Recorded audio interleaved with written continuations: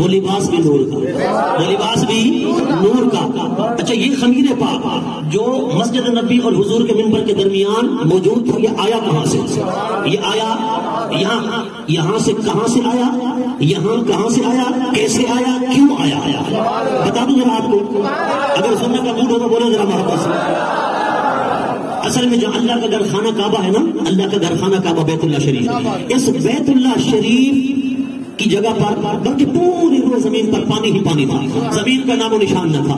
اللہ نے فرشتوں کو فرمایا جھاگ کٹھی کرو، جھاگ کٹھی ہو گئی۔ یہاں پر جب جھاگ کٹھی ہوئی نا، جہاں اللہ کا گھر خانہ کعبہ ہے، پھر اس جھاگ کو مٹی کی شکل دی۔ اللہ نے مٹی کی شکل دینے کے بعد اللہ نے فرمایا سب سے پہلے چونکہ حضور کا نور بنایا ہے نا، اب اس نور کا لباس بھی بنانا ہے، اس نور کا لباس بھی بنانا ہے۔ اللہ تبارک و تعالیٰ نے کیا فرمایا؟ فرمایا فرشتوں یہاں سے خمیر لے لو، یہاں سے خمیر لے لو۔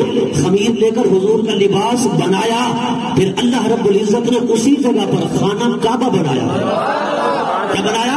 خانہ کعبہ۔ حضرت ابن عباس فرماتے ہیں اصل طینت رسول اللہ صلی اللہ علیہ وسلم من سرۃ الارض، فرماتے ہیں حضور کی مٹی مبارک کی جو اصل ہے، جو بنیاد ہے، حضور کی مٹی کہاں سے لی گئی؟ فرماتے ہیں زمین کی ناف سے جو خانہ کعبہ، زمین کی ناف سے جو خانہ کعبہ ہے۔ خانہ کعبہ کو زمین کی ناف کیوں کہتے ہیں؟ کہ زمین شرقن غربن شمالن جنوبن پیمائش کرو نا تو یہ وسط الارض میں پڑتا ہے۔ وسط الارض کہتے ہیں زمین کا درمیانہ مقام، زمین کا درمیانہ مقام، یہ اللہ کا گھر خانہ کعبہ ہے۔ تو پھر کیا کیا؟ اللہ نے فرمایا او فرشتوں اب یہاں میرا گھر تعمیر کرو۔ بولا کیوں؟ فرمایا یہاں سے خمیر کو لیا حضور کے لباس بنانے کے لیے، لباس بشری بنانے کے لیے، لباس انسانیت بنانے کے لیے۔ اب یہاں خانہ کعبہ تعمیر کرو، کیوں؟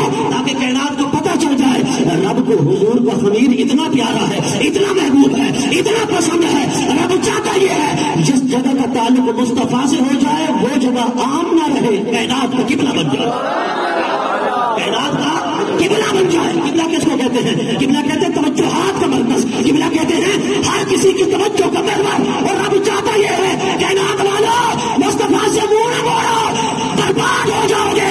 کعبہ بھی وہاں بنایا جب مصطفیٰ کا خمیر لیا، آؤ مصطفیٰ جہاں ہو چہرے ادھر ہو گئے، جہاں مصطفیٰ کا خمیر چہرے ادھر کرو، قبلہ حضور کو بناؤ۔ پھر رب کائنات نے طوفان نوح کے اندر وہی خمیر، وہی مٹی جو خانہ کعبہ والی جگہ پر تھی نا، اس کو تو ختم کر دیا، نشان ہی مٹ گیا۔ پھر حضرت ابراہیم علیہ السلام کے زمانے میں پھر دوبارہ جبرائیل نے آ کر نشان دیا تو حضرت ابراہیم نے کعبہ کی پھر تعمیر فرمائی۔ اللہ نے وہ خمیر وہاں سے اٹھایا، اللہ نے حضور کے روضے اور حضور کے منبر کے درمیان رکھ دیا، جس کو کہتے ہیں ریاض الجنت، جس کو کہتے ہیں جنت کی کیاری۔ رب نے یہاں کیوں رکھا؟ علماء فرماتے ہیں وہ خمیر وہاں سے یہاں آیا کیوں، کس لیے آیا؟ کہ کوئی یہ نہ کہے کہ ایک تیر دو شکار، ہم حج کرنے آئیں گے تو حضور کا دیدار بھی کرتے آئیں گے۔ کیونکہ اصل بات یہ ہے، یہ جواب تھا، سوال یہ اٹھتا تھا کہ جہاں سے خمیر لیا جاتا ہے نا کسی کا بھی، جہاں سے ہماری مٹی لی گئی ہماری قبر وہاں بنے گی، یہ اصول ہے توجہ آپ کی۔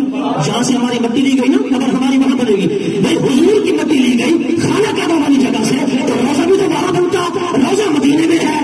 رب نے وہاں سے خمیر اٹھا کے یہاں رکھوا دیا، کیوں؟ رب نے فرمایا ایک تیر سے دو شکار نہ کرو، ایک سفر سے دو زیارتیں نہ کرو کہ سفر ایک ہو زیارتیں دو ہوں، ایک اللہ کے گھر کی دوسرا اللہ کے محبوب کی۔ فرمایا نہیں، حج کرنا ہے تو مکے آؤ، مصطفیٰ کی زیارت کرنی ہے تو پھر مدینے آؤ،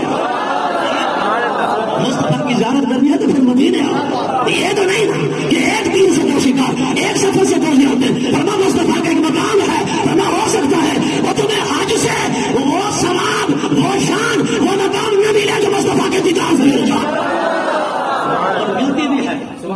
عقیدہ ہے، عاشقوں کا عقیدہ ہے، حضور کے دیدار سے وہ چیز ملتی بھی ہے جو خانہ کعبہ میں ہو سکتا ہے نہ ملے۔ نہیں توجہ تو آئی۔ اچھا ایمان سے بتانا، خانہ کعبہ گیا حج کر کے آیا، شفاعت مل سکتی ہے؟ یہ تو حضور نے فرمایا منظار قبری وجبت لہ شفاعتی، میرے روزے پہ آ تو صحیح، شفاعت میں کروں گا۔ اور پھر اللہ فرماتے ہیں محبوب تیرے در پر آئیں تو پھر انہیں میرا سلام دے دے، میرا سلام دے دے۔ اور خانہ کعبہ میں گیا رب کا سلام نہیں ملا، حضور کے در پر آیا رب کا سلام مل رہا ہے۔ یہ بھی قرآن ہے، خدا کا یہی ہے دار، نہیں اور کوئی مکر جو وہاں سے ہو یہی وہاں کے